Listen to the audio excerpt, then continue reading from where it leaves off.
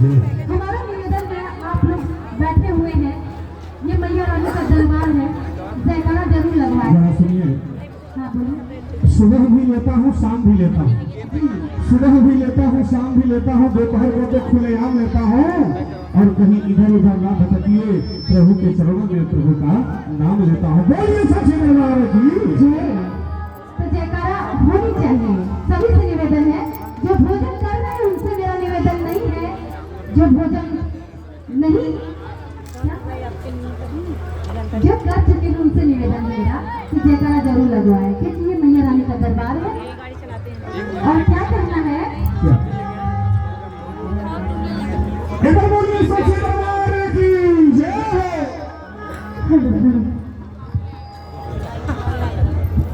हाँ, सब चीज खाली है, आप लोग बैठ जाइए।